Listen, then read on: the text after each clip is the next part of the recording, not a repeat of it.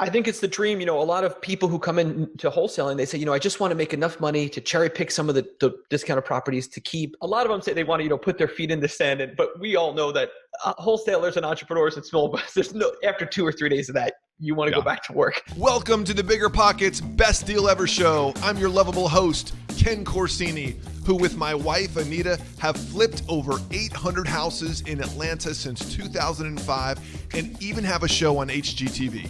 But this show isn't about us.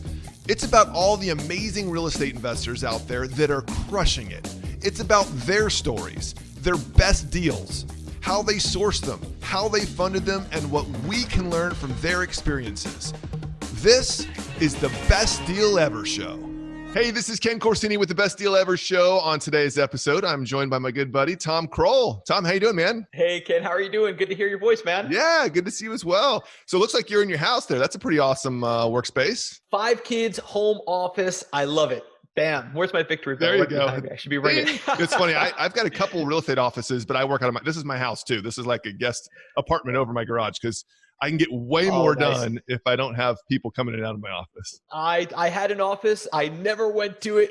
And then somebody said, well, who's going to empty the wastebasket? I said, that's it. Close the office down. I'm not doing it. No more office. Are you guys 100% virtual? 100% virtual. I am totally no office whatsoever. This is it. What you're looking at. That's good for you, man. And I'm the same way too, because I like having my kids around. They get home, off the bus and they're running around the office, which is great. I mean, that's what we work for, right? I love it. Absolutely. Very cool. So tell everybody what market you're in. So I am in Port St. Lucie, Florida, and that is on the Treasure Coast, about 45 minutes north of Palm Beach. Okay. Yes, and just south of Daytona, I think, right? South of Daytona, yeah, middle of kind of nowhere. Kind of nowhere. Town. But how close to the water are you is the question. Pretty close. We're about, to get to the beach, we're about 20 minutes, but okay. I don't really have a beach body. So I'm more of like I spend a lot of time in this home office. That's amazing. That's hilarious. You get plenty of sun and humidity though. So that's good. Oh yeah. We love it. Absolutely. We're enjoying it. Kids love it. Beautiful place to grow up. We're happy here. That's awesome. Okay, so let's talk about what's your primary business model look like. Doing wholesaling, coaching wholesaling, and we're in our market. We're crushing it. We love it. We enjoy it. We're helping a lot of homeowners get out of bad situations that they've gotten themselves into. So we really enjoy it. It's been a great adventure. I've been doing it now for 7 years approximately. Wow. I started when I was 33. I'm 40 now. It went by in a blink. Wow. And we've gotten very, very good at it. We understand exactly what wholesaling is, which is finding discounted properties. That's it.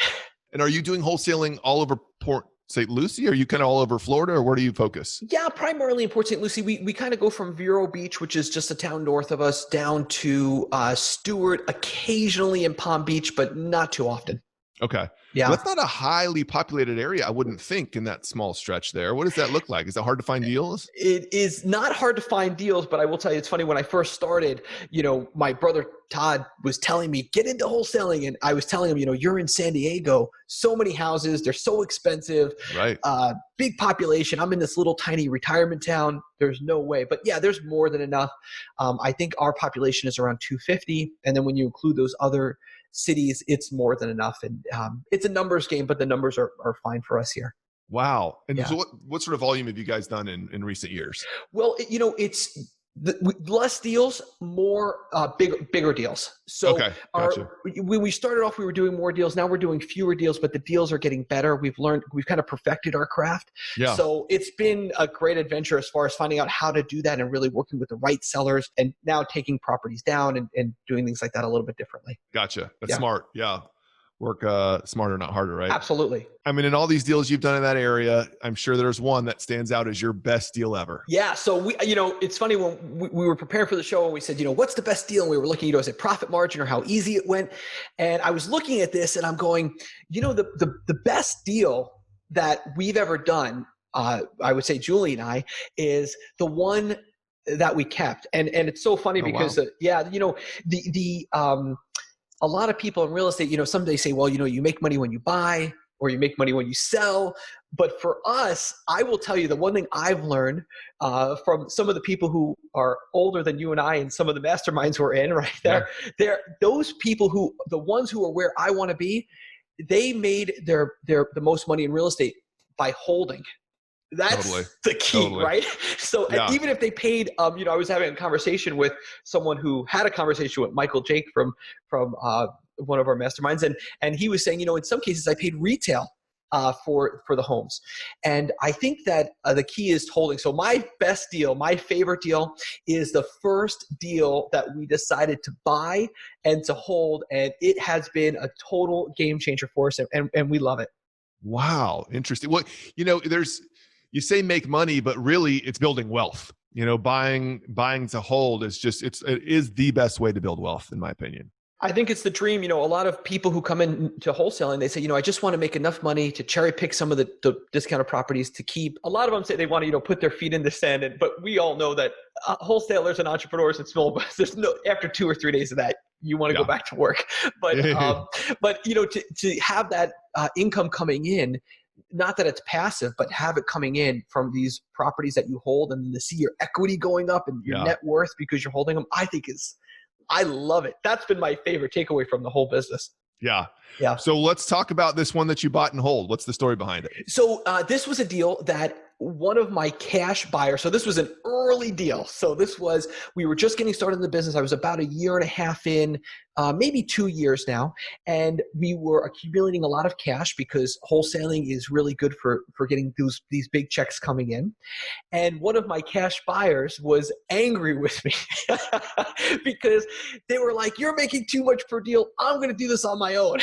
Oh no. That's why you got to do the double close, man. Don't let them see what you're making. I'm telling you, it's so true. So he said, "I'm going to do this on my own." And he did it. He went out and he found a deal, and he wholesaled the deal to me.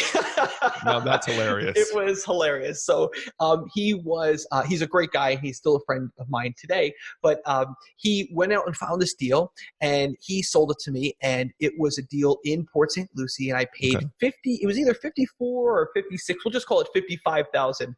Okay. But it was right around 55K, and the home needed very little work. And we did a little bit of the work, just cosmetic. Julie and I we found some local handyman. We know a lot more now about doing this than we did back then. So we made every mistake. We painted the kitchen cabinets.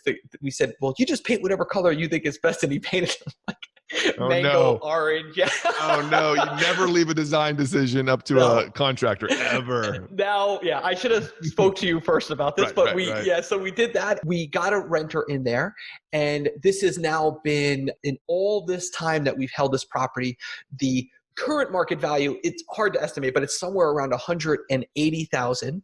So from an equity standpoint, it's just through the roof. We were able to use cash from all of the wholesale deals. So we were able to use cash to buy the property, no mortgage, just buy it outright, free and clear. The property now is rented. I have the chart right here. It's actually, we've only had 2 tenants in the properties. It's been rented the whole time. Wow. And $1,450 per month is, it's just amazing. So, and with no mortgage, it's just pure, a lot of people, there's even a lot of people out there, who talk about debt and, getting into debt and leveraging debt. I will tell you, the guys and girls that I follow who are the most at peace and happy, no debt. And wholesaling is great for that because there's so much cash, and then you can invest it. You can cherry pick these properties. So we now have a few more of these, obviously, but that was the first one. And we love that property. It's just been paying and paying and paying, just nonstop. And in Florida, it's one thing that's important is, are these homes made of concrete block or wood? And this house just checks all the boxes. It's perfect for us. So we love it. That's for sure our best deal. So is this a concrete house then? Yeah. So this is a concrete house, and it's in Florida. We have a humidity problem. We have a bug problem. We have all kinds of, basically from the minute you put that house up, there is rot, rust, and all kinds of things eating it. So you really need CVS, especially for winds and things like that. But this one checks all the boxes.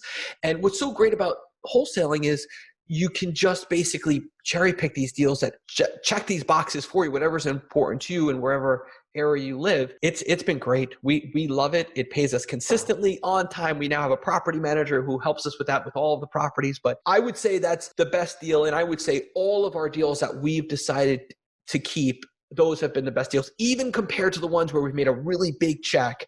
Yeah, Big checks have a tendency to just kind of come in and then just kind of dissipate. totally. Yep. But when you have that money locked up into a property that you literally cannot touch, Yep. we love it. Well, it increases your net worth, right? I mean, you have put it together personal financial statement. You got $180,000 in equity. That's part of your personal net worth now. I'll tell you one thing. Someone that I met at, I was actually at Collective Genius. I think that, he said, whatever you measure grows and whatever you measure does better.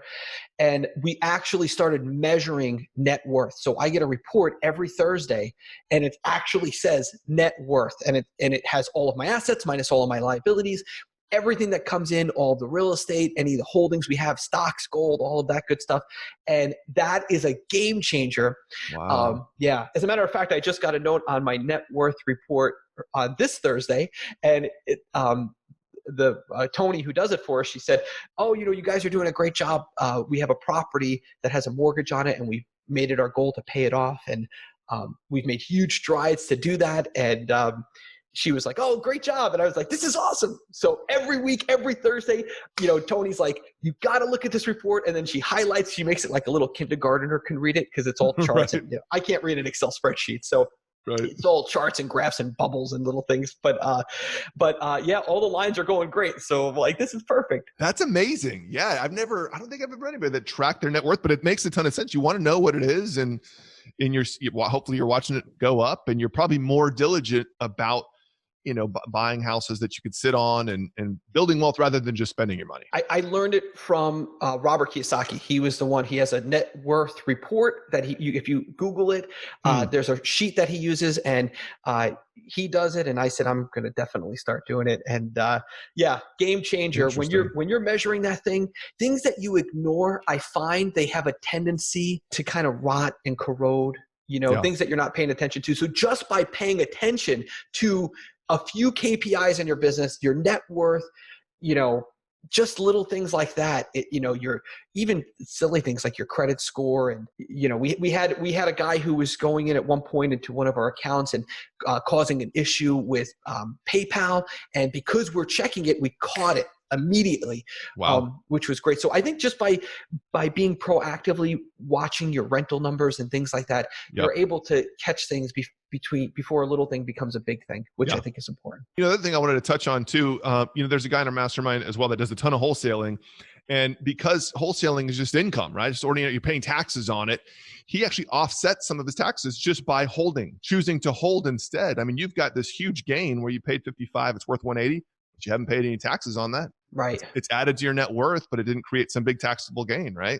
Well, I'll tell you one other thing that I totally agree with that, right? So for tax purposes, but another thing that I learned from Robert was that he's really big into 1031 exchanges. One thing that we've done now a couple of times, we're just now, Julie and I are actually in the process of doing it actually right now as we speak. I just got a note from the lender actually, because we haven't signed the contract. He said, "Sign this contract already." One thing we've been doing is we just took a property that we bought in a town next door to us. And we were able to buy for a very low amount of money. We sold it for about 4 or 5 times more. This is about from 2 years ago. But Todd Toback gave me a guy who does 1031 exchanges. I called him. He said, "Put the money into the special 1031 exchange." Whatever the heck that means. It just means I don't pay taxes on it. Yeah. It goes into this account, and then we take that money, we buy a more valuable house. We're buying this in another town. All of that money goes towards that property, and you don't pay taxes on it, on that gain. So, it's just amazing, because it's kind of like having a financial garden where you kind of like, you plant the seed, the sprout comes up, it starts producing little fruit, then you could take it out, put in a big, huge mango tree, or in Florida, or apple tree by you, right? That's right. So, that's right. Yeah. So it's that has really been part of just maturing my finances in a really exponential way, in a creative way, and an exciting way. I mean, I love watching all this stuff kind of grow, and it's fun. It's good stuff. Yeah. No, being able to defer your taxes on this is so powerful. So I guess the next logical questions are: is there any plan for your best deal ever that's worth 180? Any plan to sell it and kind of reinvest that through a 1031 exchange? I am emotionally attached to this deal. Are you? Well, I will tell you one thing I found with rentals is that they kind of go through a season of profitability, Yeah. right? So there's seasons for houses. I think that if things were to start to change, if you go on a good run for 5 or 10 years, I think it was what's his name said, no one's ever gone broke taking a profit, right? So I do recognize that these things are seasonal. It might be a 4 or 5 year or 20-year season, but I'm definitely not a rehabber. I definitely don't know the difference between 1-inch quarter round, like the hi hats. I have no idea. Right. I literally have a guy who comes in and helps me with every little handy job in the house. I can't do any of it. So yeah, eventually we probably will move out of those and put them into either additional resources or another house, or even one thing we've been looking a lot at is these REITs, which we really like. It seems like they're doing really well. Yep. So we're exploring different options. But I don't know if we're going to. I don't want to grow a big, huge 200 door. I have no aspirations to do anything like that. Yeah, I hear you. Yeah, that becomes a business in and of itself that you have to manage sometimes. 100%. Right? Yeah. Well, so this was the very first house that you bought to hold. What have you learned from this? What advice would you give somebody that's maybe just starting in wholesaling? The number one piece of advice is the takeaway is you make the most money in real estate when you hold. Not when you buy, not when you sell. It's when you hold. Every man and woman who are great, who I want to follow, who I want to be like, every single one have followed simple rules. Compound interest, no consumer debt, they own their own home, hard work pays off, focus on fewer things, and hold real estate. When you buy it, hold it. Don't sell it. Don't leverage it. Just hold it. It's such a simple piece of advice, but it really is just going to bring a lot of peace and enjoyment into your life. And, when you start to get too creative or too fast, buying and selling is great and you can make some money, but there's just a power in the compound interest of buying it and holding and having the renter pay you a monthly income, which I think is phenomenal. So yeah, hold is my number one takeaway. Such good advice. Tom, thanks so much for coming on today. This was fantastic. Absolutely. 100%. I'm honored to be here, Ken. Thanks so much for having me on the show, brother. Awesome. Talk soon. Take care. Talk soon. Thanks for listening to the Best Deal Ever show, brought to you by BiggerPockets. If you've been energized, entertained, or enlightened by today's show, please feel free to hit the subscribe button. You can also follow me on Instagram and Twitter at Ken Corsini, or check us out online at redbarnhomes.com. And don't forget, one man's best deal ever may be the inspiration you need to create your next best deal. So, hope to see you on the next episode.